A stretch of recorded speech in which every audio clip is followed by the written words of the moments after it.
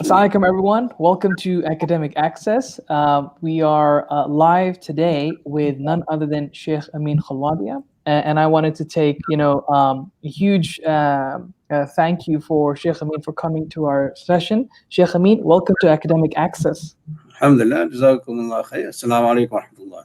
Wa alaikum salam wa rahmatullahi wa barakatuh. So, Shaykh Amin, before we get to discussing a very important topic, right, which is Al-Ghazali psychology, and then you're going to have your way of navigating around that topic. Can you just briefly explain about your background? Because I'm sure that many people are excited about the topic and excited about you, but there are some viewers who might not have seen you or heard of you before. So, can you explain your background, what your training is, where you studied, etc.? Yes, alhamdulillah, I was raised in England. I went back to India to study Islam there over 6-7 years.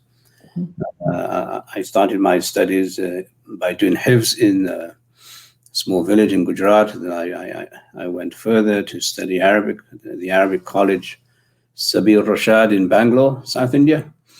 From there, I went to Karachi, Binori town, to study 1 year there with scholars like Mufti Al-Haq. And so then I was told by the faculty at Binori town that I should move to Deoband to be in the presence of Qari Muhammad Tayyib, a great scholar, very famous, well-known theologian and ethicist. So I went there to study there. I finished there too. And then I went on to study with the judge, Qadi Mujahid al-Islam, in Bihar, Patna, where I did my course on Ifta and some Qadar-related issues and so on. And then I also had the privilege of being tied to Shaykh Miran of Bangalore, from whom I learned all of this stuff, Ghazali, Ibn Arabi, Shah Waliullah, and all of that, the tasawwuf of our predecessors, alhamdulillah. And I came back to England, stayed a couple of years there, worked there, came to the States, and the rest is history, basically. So at the moment, I am with Dar Qasim, the institution that I founded, alhamdulillah. I'm the director there. I teach 1 or 2 courses on Bukhari and Shah Waliullah's Hujjatullah. I teach, but I manage most of the faculty here.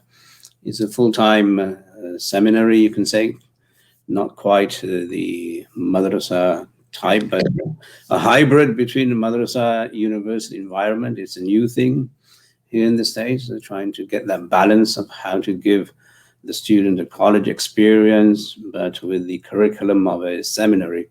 Mm-hmm. That's what we're trying to do here at the moment, and it is going quite well, alhamdulillah. Yeah, alhamdulillah. And Sheikh, just for people to know more about the institution, is this something that you're accepting students all the time? Does it work on an annual basis? Like, how do we apply for this? Usually, we will take students that pre-COVID, we will take them on a semester basis sometimes, but preferably on a yearly basis. So yeah, if students want to come to a regimented course, then they will have to apply at the beginning of the year, say in April or May, to be eligible for the fall. But sometimes we do offer offline courses, some electives we offer, and we have several students who just come for the electives. So that's something that we are trying to work with, and hopefully will be much more accessible, as now we are learning how to do live classes on Zoom and everything else that comes with the COVID, I guess. Yes. Right. So on that note, I was going to actually ask, so do you currently teach online, or is everything offline at the moment? At the moment, alhamdulillah, we are in person. We've been blessed that we have a facility where we can accommodate a number of students in person. And then we will see what happens in after Thanksgiving, see how the COVID situation is. And it may be that we may have to return to online, which is fine. We have the infrastructure. We're ready for that too, inshallah.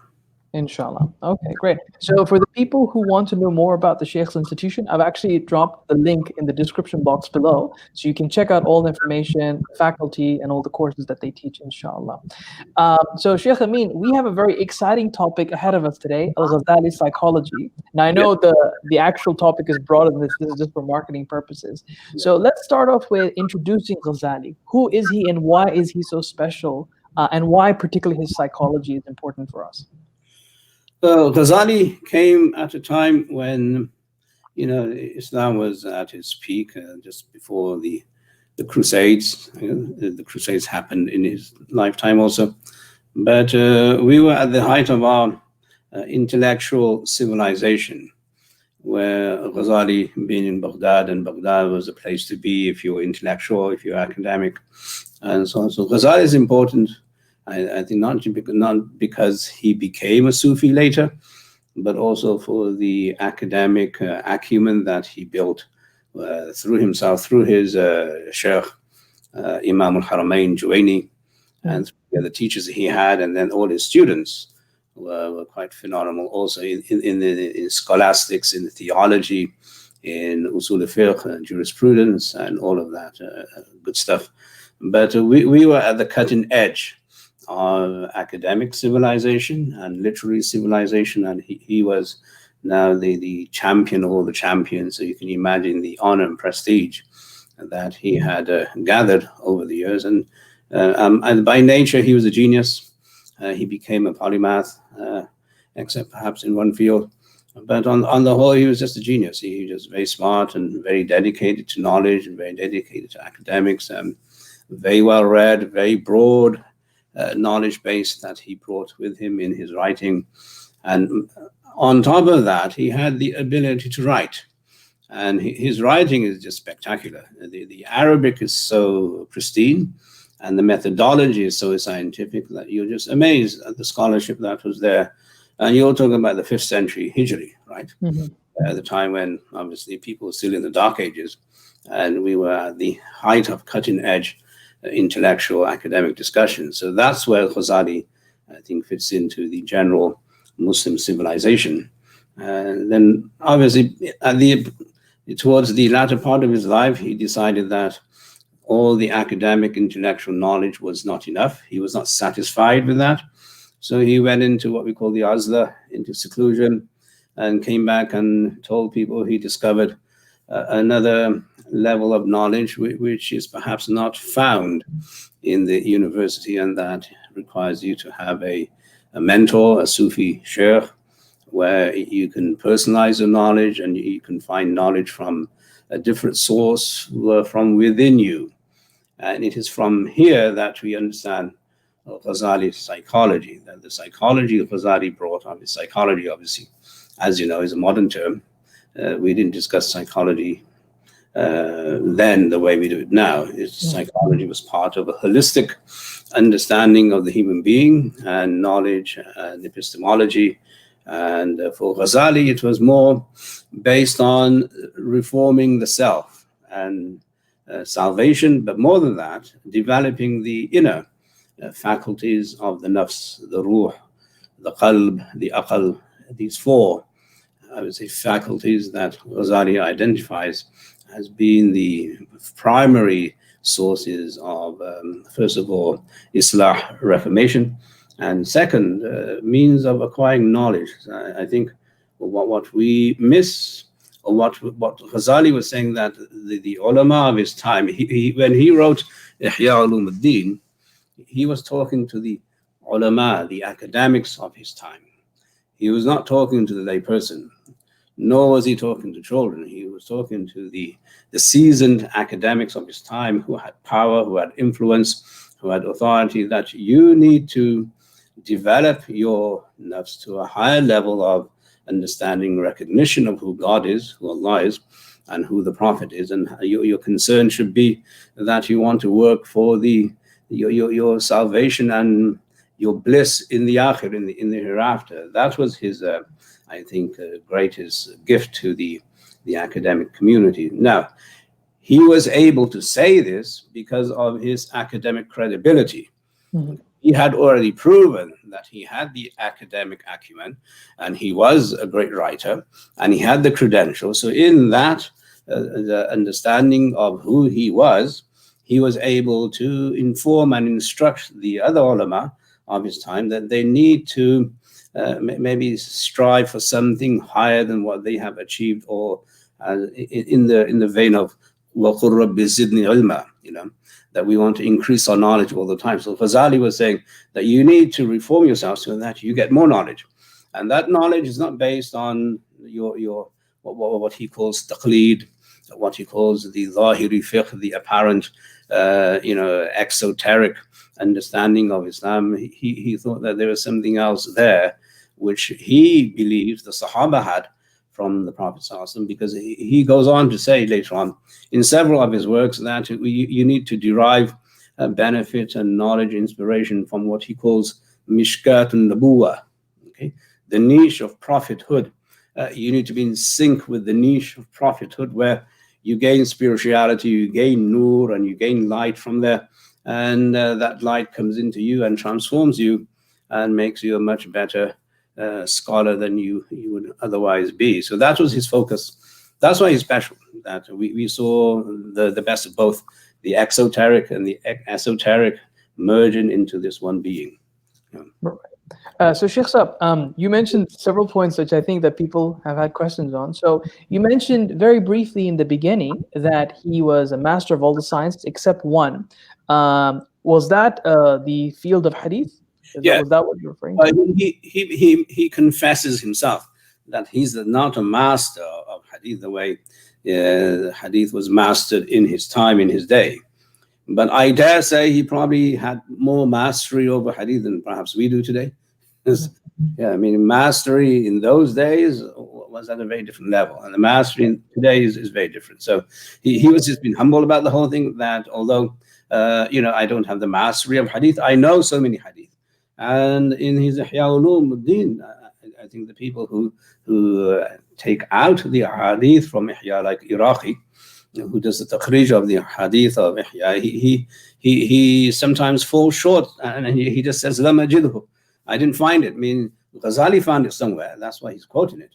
But I didn't find it in my resources. So although he was not a master critic of hadith, but he did know hadith enough to say that I can easily verify that this is something which is at least prophetic in its nature, if not said by the Prophet ﷺ himself. Yeah. All right. We have also a question from the founder of Fatima Elizabeth. So he's saying, "Assalamu alaikum." This is Sheikh Hamid. He studies from Bury, and he's a history buff, Sheikh. So he has, of course, a history question for you. Yeah. He's asking a question regarding Ghazali and the Crusades. Why hasn't he written anything on the Crusades? Yeah, I think the Salafis have all but condemned Ghazali for not doing that. Yeah. So I think we do have more of a principled response to that. And if you look at some of the works that Ghazali brought into the academic arena, you will see that there are two states. One is the state of war, and the other is state of peace. So Ghazali was saying that if people who want to write on the state of war, they can do so, and you can have a war college, and you can have experts who can deal with that state and those conditions and contingencies.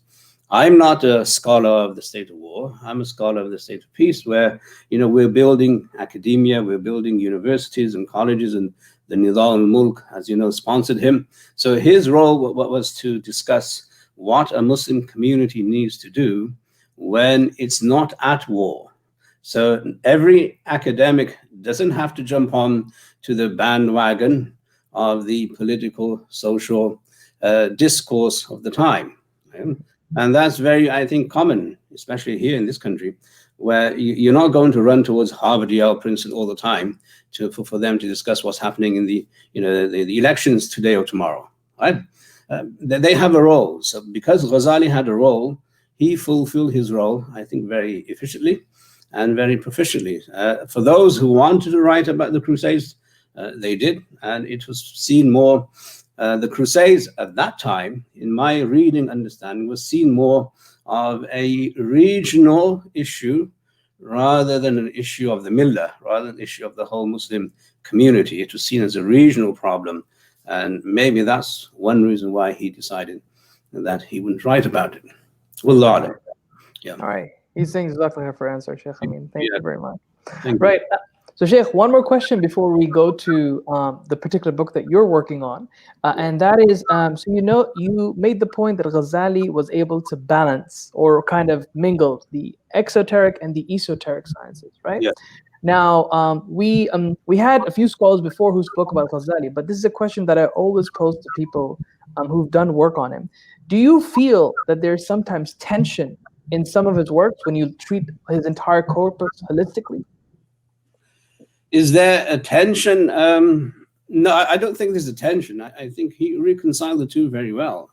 One of his statements, which I think is a phenomenal statement for us to understand how Islam works as a whole body, he was criticizing the other religions as not having a holistic sense of law, meaning exoteric law. He felt that other religions have law, but is not as comprehensive or holistic as the Muslim law. And Muslim law covers everything about the human being in every category, every department, every component of human life is covered by Islamic law from the time that people are conceived, or even before conception until they die, and after death and the afterlife and all of that. And so he likened this to the human anatomy, as we're talking about the book, hopefully, the human anatomy. So the human anatomy is complete only when all the bones and muscles and sinews and tissues and ligaments and the skin, the hair, everything is complete. So he sees the outer body of Islamic law to be a complete human being, where there's no malformation and there's nothing missing. There's no limb missing. There's no muscle. There's no bone missing. Whereas other religions, when they do law, there's always a bone missing, there's a limb missing, something else is missing there. Okay? It's not total, it's not complete. So this is the meaning of, I think, the ayah, Al-Yawma akmaltu lakum dinakum, today I have perfected for you your deen, where the deen was complete. Now, what Ghazali says is that until you breathe the ruh and spirit into this physical body of Islamic law will not be alive.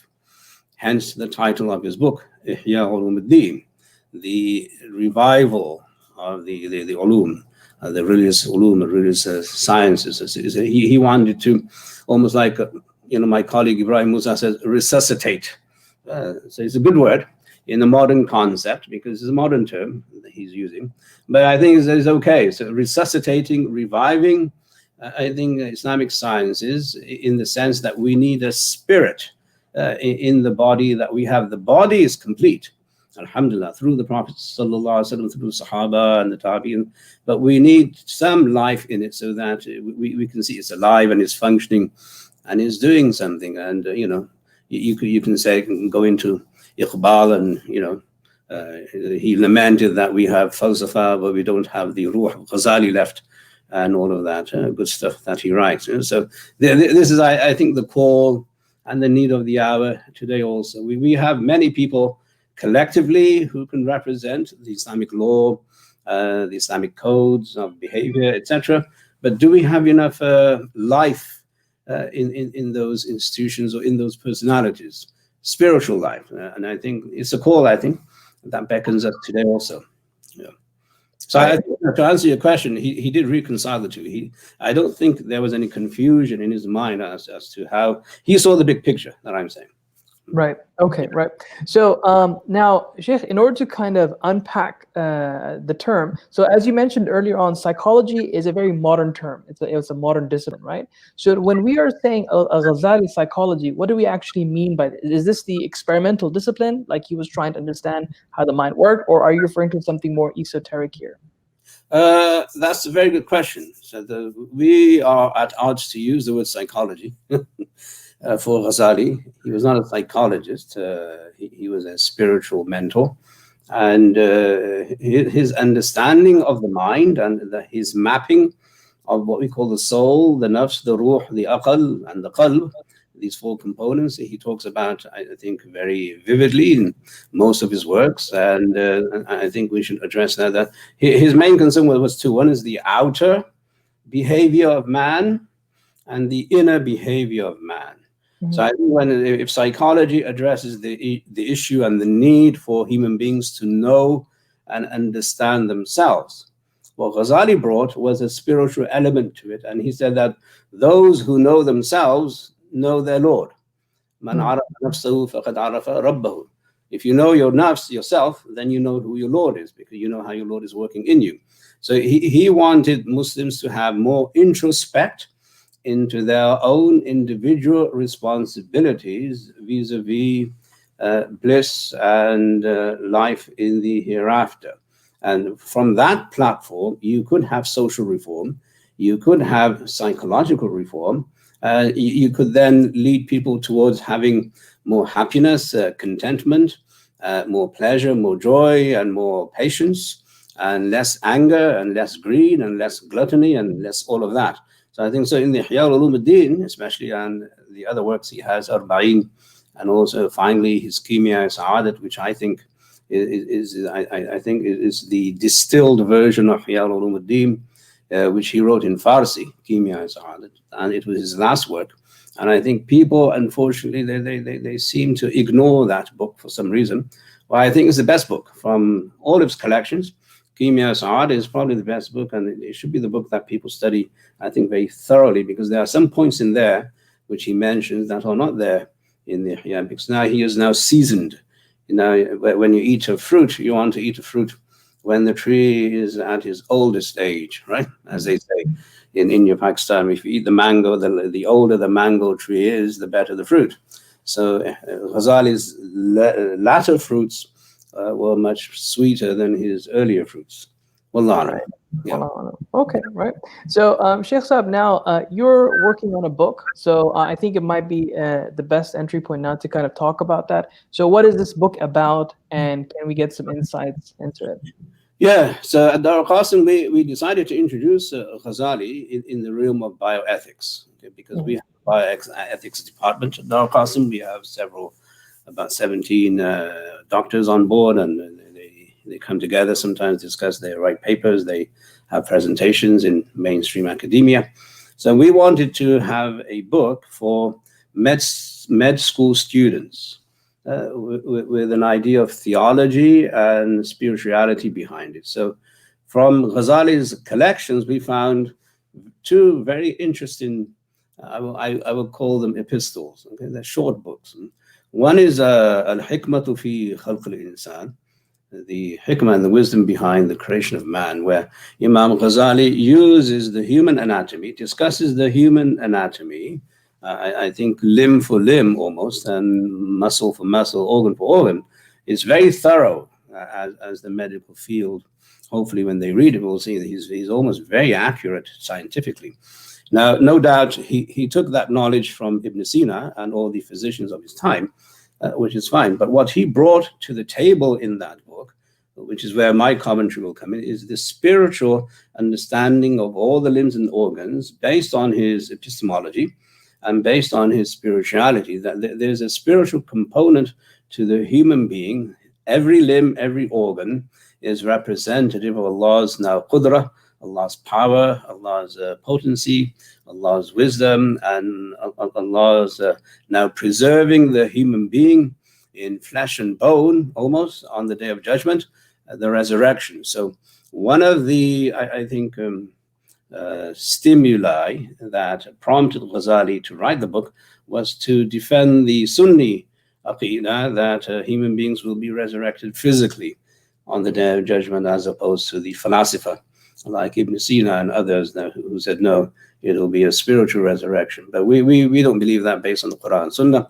So I think this book is phenomenal in helping the Muslim understand the beauty of Allah's creation and all the benefits of Allah's creation in the human being. And it's so well done, inshallah, that you will see. And he just has such an eye for detail. And he's a phenomenal writer. And the Arabic he uses is spectacular, just superb. So we found ourselves, mashallah, a very young doctor, up and coming, Dr. Kamran Riaz. He taught, he studied Arabic with me at Dar al-Qasim. He studied Dar al-Qasim other subjects also. And he was able to translate the whole work based on his knowledge of the human anatomy. He's a doctor, so he knows all the terms and everything else that was needed in order to translate the book anatomically. And then I'm coming in with an introduction and some of the, I think, the footnotes and comments to how we can gain the spiritual insight of Al-Ghazali. So Ghazali there wants to inspire in the Muslim thinker that you need to develop your, what he calls the inner eye, otherwise known in Tasawwuf as the third eye. The third eye. He says you must open up your third eye to see the beauty of Allah's creation, because it is with the third eye that you'll be able to see the face Mubarak of Allah subhanahu wa ta'ala in Jannah. So that's his goal. So we thought that this would be a great gift to the med school students, that before they go into medicine and before they think of altruism, serving human beings, saving human beings' lives, there has to be a theological component to their profession, so that they have Islam infused in their daily activities and their daily chores. And that was the purpose of selecting this book. On the back of this, there's another book which is right next to it in his Rasail compendium, and that is Al-Hikmatu fi Khalq al-Tayr, the hikmah and the wisdom in creation of birds. Okay, where there in that book, that's a spiritual level book. It's all symbolic, it's all metaphoric, whereas this book is scientific and is very accurate in so many places, so many different levels. But the other book that we will follow up with this book will be about how man now soars and has flight through the bird, meaning his ruh, and how he can reach the high levels of the what he calls the malakut, the other spiritual world, and all of that. So that's the purpose of this exercise. Right. And Sheikh, so are these two books related to another book, Al-Hikmah al-Makhluqat Allah, or is this part and parcel of the two works you mentioned? It's part of the whole series. Okay. He has a whole series of these hikam, where he writes about the hikmah of this khalq and this creation. So it's part of that. So we just isolated this one first, and then hopefully the next one also, inshallah. Inshallah. All right. Okay. And is this? Can we buy this now, or is it currently in production? Yeah, it's currently under production. Hopefully, it'll come out soon. Okay. Inshallah. All right. Do we have an ETA, estimated time of arrival? Yeah, I hope it was last year, but right. These things take time. Academia, they're not journalists. They don't have time deadlines. Yeah. All right. So I think we have to bear with ourselves, unfortunately. Yeah. Okay, right. So Shaykh, now that we have like an overview of the project that you worked on, so what are some of the details that you found that could be helpful for the average, as you said, practitioner of medicine, or even the layman? What would they find that's beneficial to them in this book? Yeah, in the book itself? Mm-hmm. Yeah, just the minor details of explaining how the fingers work.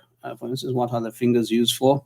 Mm-hmm. And how the fingers operate in a certain way, and how the nails are there, and the difference between, how Allah separated the structure of the nail from the finger. The material of the nail is very different from the material of the finger. What are nails used for?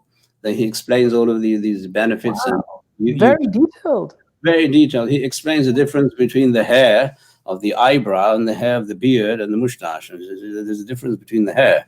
So he has such an eye for detail. It's spectacular, mashallah, and it's so succinct that you would be amazed that you can, if you were, mashallah, a physician, you'd be able to open it up.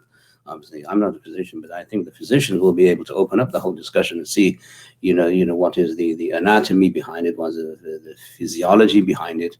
That was the reason we chose this book for not just the med school student, for anyone who wants to partake in any activity which is mundane, that they can make it theologically relevant and Islamically viable if they choose to use the paradigm of Imam Al-Ghazali, rahimahullah. Okay?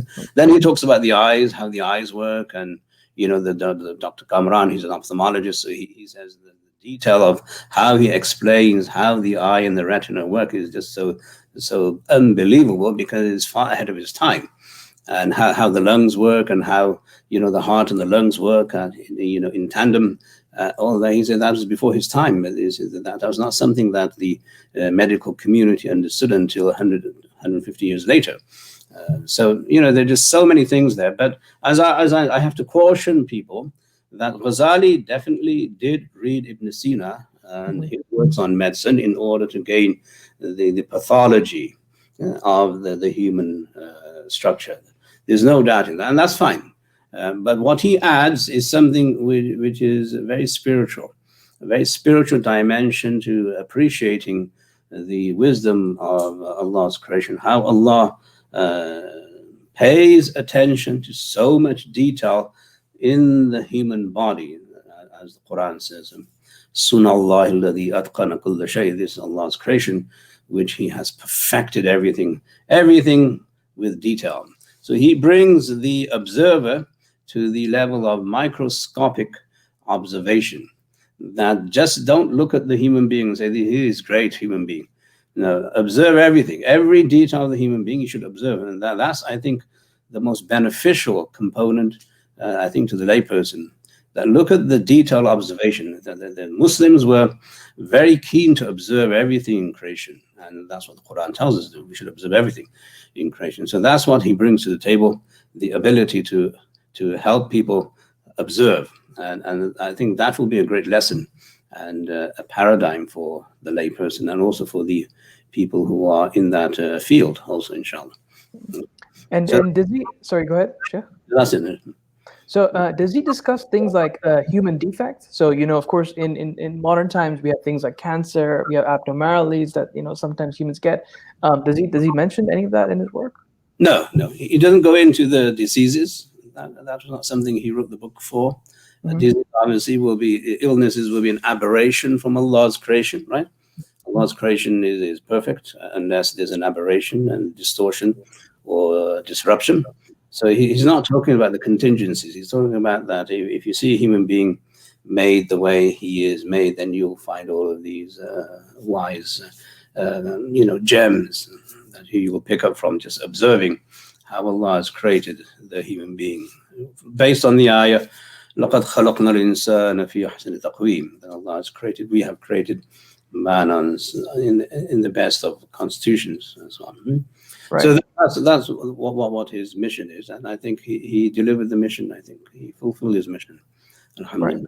Right. Yeah. Okay. So in relation to the question I just asked, here we have a question from Abdul Sattar. He's saying, Assalam Shaykh, there's a lot of discourse today from atheists on the disteleological argument, that is, supposed flaws in human design. Would Ghazali respond by reminding us this dunya and how imperfect it is? Like, how would he respond to that? Yeah. Yeah. Do you want me to keep it up? Or no, that's fine. Yeah, I understand. Yeah. I understand. The dunya, well, you're going to have a problem with that. Okay? Because Ghazali believes, first of all, that the world is as perfect as it could be now, right? Al-alamu ala abdar ma yakun. That's his formula. That based on what he calls, or what people call, I'm not sure he called it occasionalism, that God recreates every moment, that this world as it is now is the most perfect world that Allah chooses to create. Okay, so that statement that the world is imperfect, that won't fly with Ghazali's theory of occasionalism, or theory of creation, that God does not create anything imperfect. So yeah, so it's a good question, but obviously then you have to open up all the doors of occasionalism as to whether or not Ghazali actually believed in it. Was he really truly buying into the Ash'ari formula of occasionalism, or did he have a separate understanding of that? Are there secondary causes that he allows, that causes that are agent-based as opposed to causes that are event-based, and so on? So that opens up a whole kind of discussions. We won't say worms, they're not worms, they're kind of gems. Yeah, but you can go there if you want. That's a great subject to talk about. That Ghazali's Tahafatul Falasifa, which is another great book of his, where in that book, the idea behind that book obviously is very clear, that he wanted to show the incoherence of the philosophers based on their theories. He was not trying to interject anything from his side. He was saying that based on your language and based on your methodology, you are incoherent. You don't make sense, that your conclusions are absurd. They don't line up with your theories. So that was the point of the book. So in that book, he goes on somewhere, I think in the 17th, I think, discussion, to briefly mention occasionalism. And the occasionalism issue is that God creates or recreates every moment. The issue is, where does God create every moment? Is it up there? Is it here? Is it all the way through? So that's a fantastic journey. We may not have the time or the ability to discuss that today, but based on that, Ghazali coins this phrase, which I think came from others also before him, that the world is at the best possible, what do you call it, creation as could be. But what he does, whereas Ibn Sina says that that is necessary for God to do. Well, Ghazali and Ash'ari, what they say is that no, God is not bound by any necessity. God has free will. He does this because he wants to, although he has the ability to create the world on a different design now than he did yesterday, but he doesn't do that. So it's through desire, it's through choice, it's through divine will and divine choice that he has created the world the way it is today. So that, in that sense, Ghazali believes in the perfection of the dunya also, as well as the perfection of the akhirah. Mm-hmm. So, Shaykh, this reminds me, in book 35, Ihya, he also discusses about, the world is perfect as it could be. Now, just to kind of probe further into this, so you mentioned about the distinction between necessity and contingency, right? So Ghazali, would he say that it is perfect because God willed it, rather than anything intrinsic to creation? Would that be correct to say? That would be, yes, almost, yeah, almost there. What would be the exception or the clause that you'd add to that? Well, Ghazali in his explanation says that God has rules that he has set for each world and each realm, each alam. Okay? So he will never go against the rules that he has made for that world. So in this world, say that water boils at 100 degrees, right? So Ghazali says that God has placed that rule in this world. So he will never allow water to be boiled at 99 degrees or 101 degrees. He will always go with the ada, with the sunnah. Okay? So I think there's a nuance there, that he has a choice if he wants to, and that's how he explains miracles. That miracles are when God now chooses his ability not to create the ada and replace it with something else which is not the norm. And that's how he justifies the veracity of miracles. Otherwise, he will always follow the rules. But then how many times is Allah subhanahu wa ta'ala, God, going to create a miracle? I mean, there's no comparison. So the sunnah of Allah is that he follows the rules that he has laid down in terms of allowing creation to operate.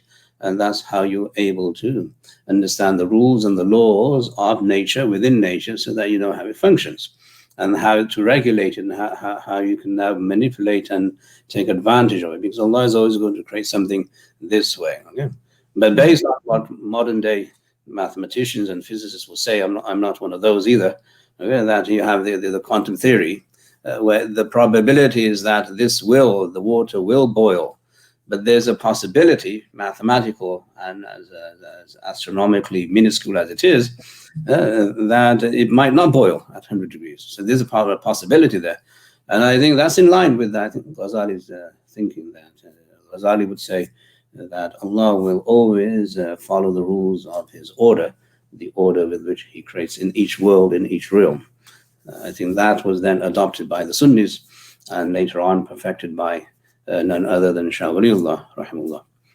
Right. So Shaykh Sahab, on that point, since you touched on quantum mechanics, so since I would say the late 19th century and then the past 20th century, there has been a shift in the natural sciences to, rather than seeing the world as this perfectly designed clockwork-like mechanism, chance kind of mechanisms seem to be very prominent, right? So quantum mechanics might be one of them, evolution might be another one.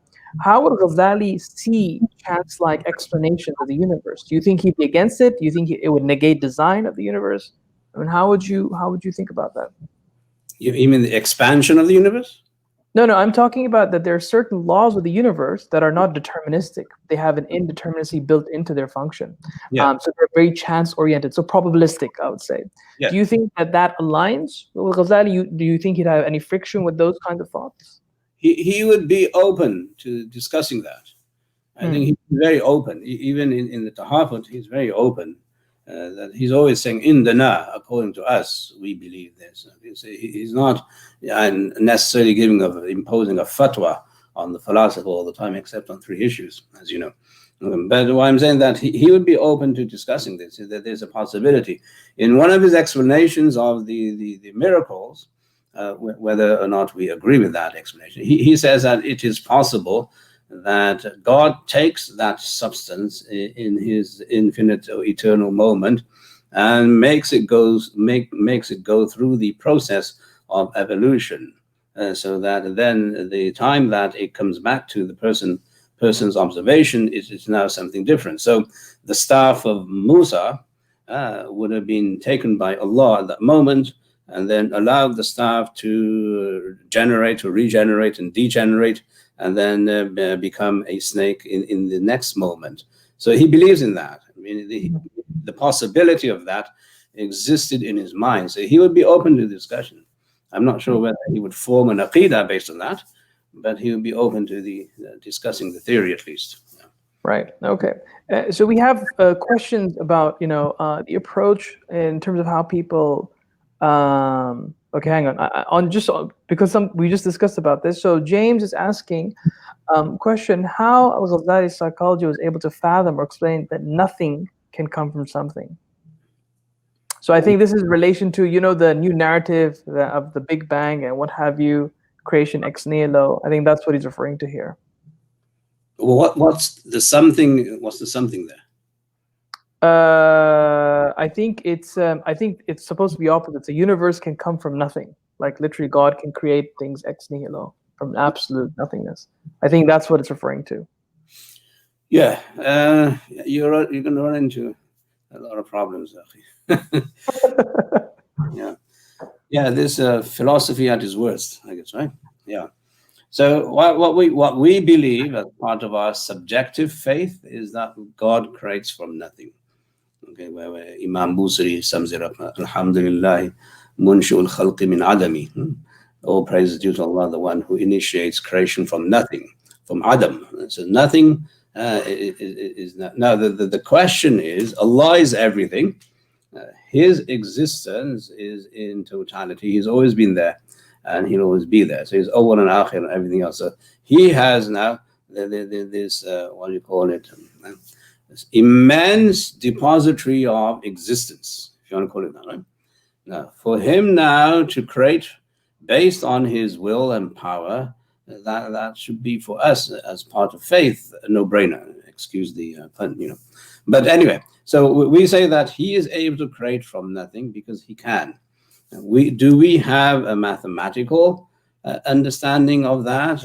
We say we're not necessarily obligated to formulate a mathematical principle or axiom or maxim in order to justify that. We just believe because we know intrinsically, or perhaps Al-Ghazali would say intuitively, we know that it is there, that Allah is able to do this. And this is where I think the other side of the Ghazalian psychology comes into play, where he says that you must know yourself. Look at how you operate internally through your own psyche, through perhaps your dream world when you dream.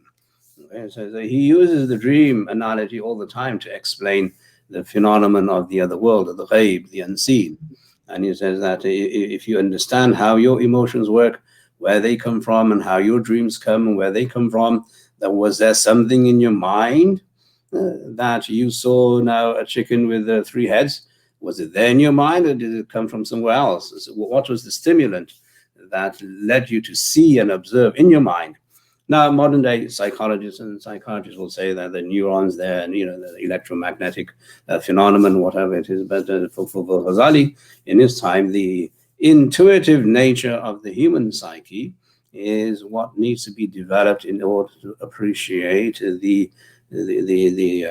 eternal existence of God. God is almighty, is all powerful. There's so much power there that it would be incredible not to assume that he could not create from nothing. Right. Although a subjective answer, as I said, we don't. The Ghazali was not fond of getting into too much mathematics, but he explains the word "Qul huwallahu ahad," and that the word "one" there doesn't mean in the sequence of 2. There's no 2 after the 1. It's just 1. period, and then finish. There's no arithmetic there. You're not counting 1, 2, 3, 4. It's just one. He exists alone by himself, and I think that's where he would come in and say that God is able to create from nothing. Yeah. Right. Here's a question by, I think this is Odi Khan. He's saying, Assalamu alaikum. What are the similarities between Imam Ghazali's conception of the dhawq and Imam ibn Taymiyah's theory of the fitrah? Both seem to convey that the aql alone cannot reach truth in of itself. MashaAllah. Wa alaikum salam. Good question. Yeah. Now you get into Ghazali psychology. This is good. Yeah. So Ghazali is, I think, an academic, and he chooses his words as terms. Okay. So he came up with a language of his own. So he uses words that are in the Quran and perhaps in the Sunnah, but he then gives them a term. He makes them into a term. So formulating the term from the word, obviously, is part of academics, and there's no harm in that. So he uses the word aql and ruh synonymously, and even perhaps qalb sometimes synonymously. So aql and ruh for Ghazali is the same thing. So he's not going to differentiate between two of these. He said they're part of the same being, it's part of the same, I think, matter within you. So, Imam Ghazali definitely believes in dhawq, and Ibn Taymiyah, if he believes in fitrah, that's fine too, and the two have something in common there. I think dhawq for Ghazali is exactly what this book on anatomy is going to say, that you have to develop your third sense, your third eye. You have to develop a sense of hearing, which is not really related to your ears. It's a hearing within you, based on the du'as of the Prophet sallallahu alaihi wasallam, that you should be able to hear your own voice. There's another voice in you, which is you, but you never listen to it because you're in oblivion, you're in ghafla. So he wants you to listen to that voice, which is from the other world, and he wants you to see other things in the other world. It's all based on dhawq, based on developing what Shawrullah later calls the malaka, the acumen and the ability to visualize and to hear things that exist within you. What the Ghazali's expansionism of the human soul, I think, is very relevant, that he expands the human being and includes the world as part of the human structure, that every human being has immediate access to the other world through his qalb, okay, through his aql and through his ruh. Ghazali is a firm believer that the aql is able to perceive most things that are based on nabuwah, as long as you refine your aql and you've polished your heart and you've developed your nafs and you control your nafs and all of that. So yeah, the esoteric values that he brings are quite amazing. But yeah, on the issue of fitrah, whether it's fitrah or whether it's dhawq, fitrah obviously is a much better word. It's part of Quran and Sunnah. Dhawq is more of a Sufi term that we use, and the dhawq is used also in other fields, other academic disciplines. You have a dhawq for hadith, and you have a dhawq for tafsir, and you have a dhawq for the lughah, based on your taste, where, if you're a seasoned cook, then you will never need a recipe. You'll just know from your dhawq, your taste, that this is now going to turn out good. Or if you're an artist, then you probably won't need a book to show you how to draw a picture, or which color to use, and what kind of canvas you need to use, and what kind of brush you need, etc. If you're a musician, you know which notes are going to be in sync with your thinking, and so on. So the artist will have dhawq. Okay, so what I'm saying is that dhawq is when you are seasoned professional in the field, and you develop this acumen, malaka, so that you are able to now not just see what's the right from wrong, but also what is the refined product you have in your mind to create. So that is fine. Fitrah is slightly different. Fitrah is more universal, and dhawq is more, I think, personal to the artist and the academic. Fitrah may apply to all human beings. Shaykh, just to, there's a technical question that's being raised, and that is, do you know if there's been a question of whether Al-Hikmah, the book that you're working on, is it actually Ghazali's work? Have you ever come across that discussion? Yes, we have. We've looked into critical copies. We've evaluated several copies, and we have found now the best critical copy, which actually our publisher has produced. So the publisher looked into, we thought we had the best, and until he came up with another one. which has a few nuances, a few slight adjustments of words here and there. But we were able to compare the original copies. It is an original work. We have no doubt in our mind that it's probably only Ghazali who would be able to write with such precision and such detail, especially when he comments about the spiritual nature of the human being. Yeah. Right. Okay. So Sheikh, we have a couple of questions regarding how people approach. So James is saying, Jazakallah khairan. Thank you very much. Hafidhullah, Sheikh. Inshallah. I mean, so we have one question here. What are the Sheikh's thoughts on Western academic works on Ghazali? So I don't know if you know these terms, but people like Richard Frank Griffel, these kind of individuals. What do you think about their approach to Ghazali? I've heard their names thrown out in publications, lectures and seminars, mashallah. I'm aware of their writings, alhamdulillah. We read all of them. I think Western academics, here's the thing, brother, at the expense of sounding like a preacher, which unfortunately we have to do sometimes in the Jummah khutbahs, but what I'm saying that Ghazali wanted to bring change into the Muslim academia by helping them attach to the idea of the akhirah, the hereafter. So his works must be read in that vein, in that context. I think sometimes we lose the context and we try to isolate works academically, then perhaps relegate them to sort of philosophical work or simply a theological work, not knowing that the maqsad, the purpose of the person writing, was something very different. So I think we have to take a holistic approach to how to read the Muslim scholars. What was the purpose behind why they wrote these books? So sometimes in Western academia, they tend to isolate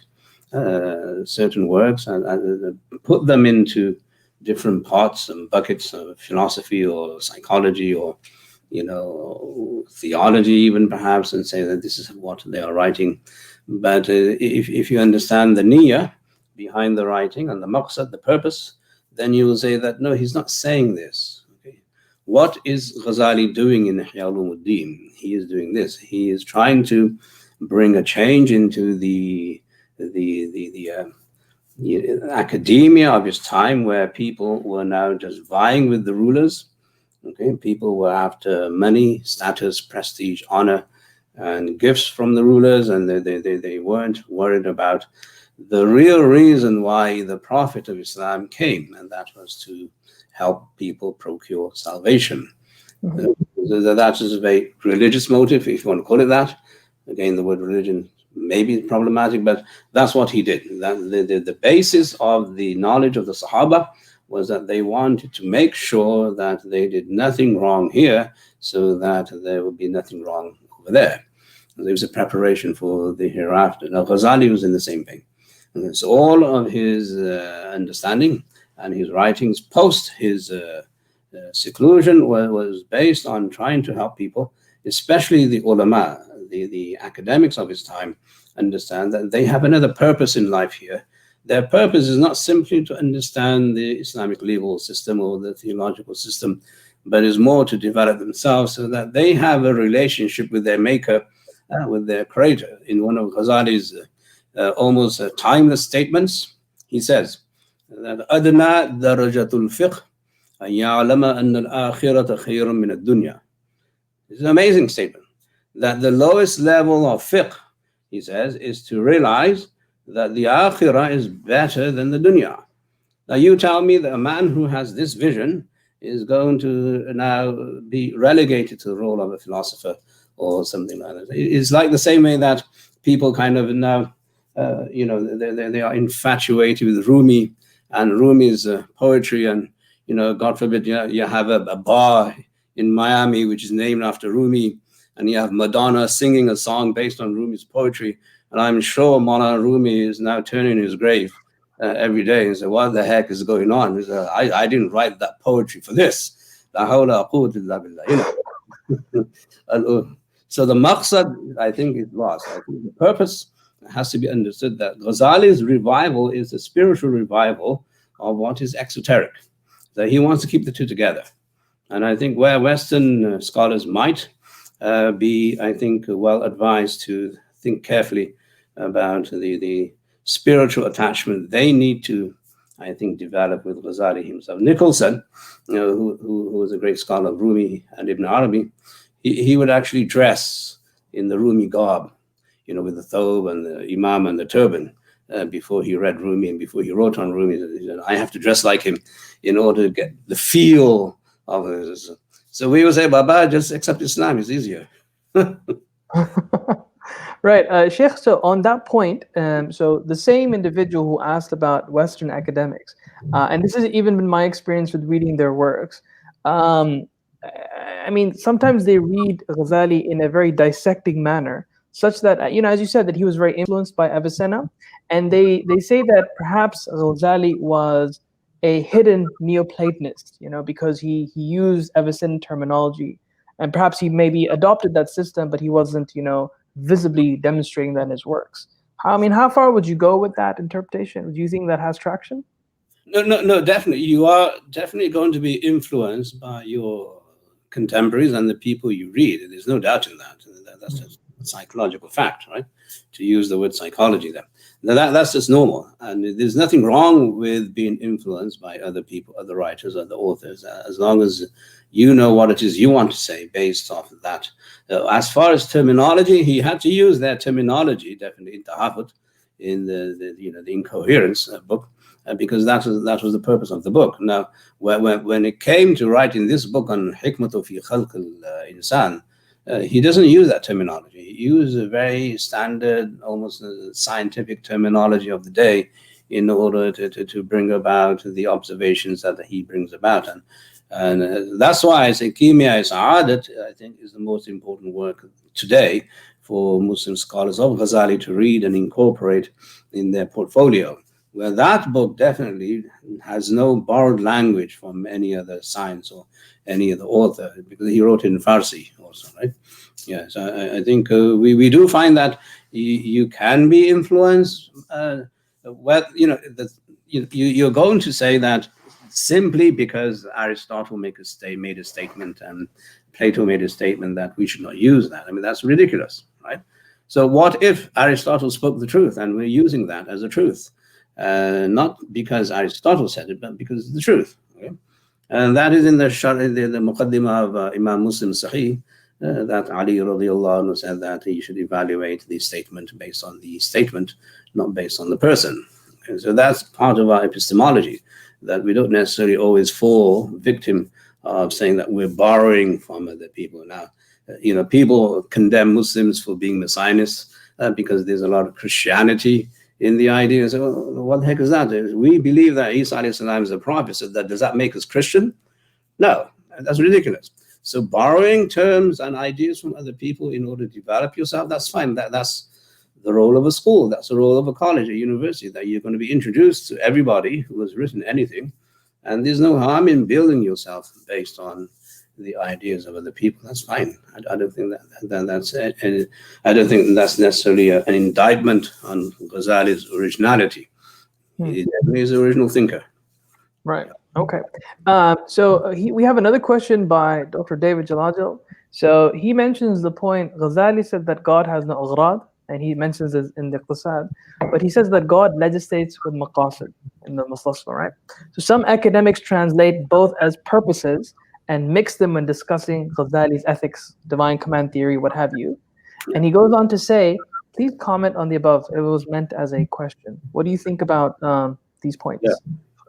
Yeah, again, it's a wonderful question, and I think we should spend some time on this. If we had more time, that'd be great. But again, the words maqasid and aghrad, I think they're terms that he brings into the conversation for the sake of identifying with what was the academic psyche of the time, the academic ambience of the time. They were using these words. Theologians, again, reacting to the Mu'tazili position, that God creates with purposes and with objectives and all of that. The difference is that Ghazali, unlike the Mu'tazili, doesn't believe that God is restricted in creating or giving an order, construction, or an order, an imperative or command based on the necessity of the ghard, of the maqsad, meaning that he doesn't see them as necessary theologically, theistically for God to follow. He does that from his free will. The God willingly says that I'm going to create this for this purpose. Because I'm going to create water for the purpose of extinguishing my thirst. So that he will follow that, as I mentioned before. So whether it's ghard or maqsad, or whether you legislate based on ghard or maqsad, when it comes down to the mundane level, where you're in time and space, now you need a legal theory upon which you're going to base your jurisprudence. Right? So at that level, definitely, Ghazali in his what's that book, Al-Mustasfa, the Ghazali's work on legal theory, Mustasfa. So in that work, definitely, he's now giving advice to maybe the government and the Muslim jurists and the theorists that you have to formulate some system where you're going to able to have the ability to legislate based on mundane principles. That's just following the order of the mundane world, the time and space thing. I don't think that's necessarily a theological, what do you call it, tanazzul, descendants. I don't think he's conceding theologically that this is how we see this, although it would be nice if that was the case, that there's a link between the usul of fiqh and theology, especially with Hanafis and Maturidis. They make this link very clear. But I think on the whole, when you're going to legislate based on ghard, that Allah gives you a hukum based on this ghard, based on this maqsad, based on this objective or purpose, and then that is only manifested in this world. Okay? Mm-hmm. What's manifested in the akhirah, in the hereafter, is going to be either reward or lack of reward. Okay? Mm-hmm. So that's different now. So do you want to make that part of your legislative procedure? I would see that some people may say, no, don't make that part of your legislative procedure. Just make sure you get the benefits and the harms of this world. However, as a Muslim jurist, you will have to perhaps give a concession to the idea that it must not be sinful, where the reward changes into sin and the sin may potentially be punished for. Then that becomes part of the legislative procedure. But as far as understanding what is the wisdom in, say, ordering Muslims to make tayammum, what is the purpose of this? So the purpose is that it's a replacement for making wudu. And what is that? The wudu, Allah wants you to purify yourselves. He doesn't want you to go into any inconvenience, and tayammum will facilitate that if you don't have water. So that's a very mundane principle. So that's a ghard, no doubt. That's a maqsad, is a purpose. So I think you have to, clarify whether it's going to be based on mundane needs of the community or the more holistic, comprehensive, salvational-based needs. Then you have to make a distinction between the two. Wallah, right. So on that point, Shaykh, he's followed up with the question: is there an error in treating gharad and maqsad as the same? It depends on how you define the two, brother. Right. If you want to define the two as being synonymous, and then you must make a disclaimer that my meaning, my understanding of the word ghard is very similar to the understanding of the word maqsad. So if that's the case, you make a disclaimer. There's no problem. As far as what Ghazali meant in ghard and whatever the other words are, then I think we have to do some more investigation and see whether there was a nuance there, or we won't necessarily say it's an error to treat the two words as the same, but we will say maybe it was an indiscretion, or maybe he meant it in a different way. You don't know until you read, I think, most of the works of Ghazali in that field. So that's a comprehensive kind of undertaking, which requires a lot of time, a lot of research, and so on. But as far as my reading, I think from what Ghazali's theology is, he's very clear that the ghard seems to suggest that there's a personal vested interest, right, in the regulation, in the imperative. That means that God has a personal vested interest, and so on. So at the end of the day, God has a personal interest, if you want to go that way, and say he wants to give you salvation. So if that's a ghard, then so be it. But again, it really depends on how you are going to define the two words. Once you define the two words the way you want to, then you can say that Ghazali didn't define them enough for us, adequately enough, so we don't know which way he went. We're gonna close this session with one last question, Sheikh Saab, and this is actually by one of your students, always Iqbal. He's saying, Assalamu alaikum, Ustad. Hope you're well.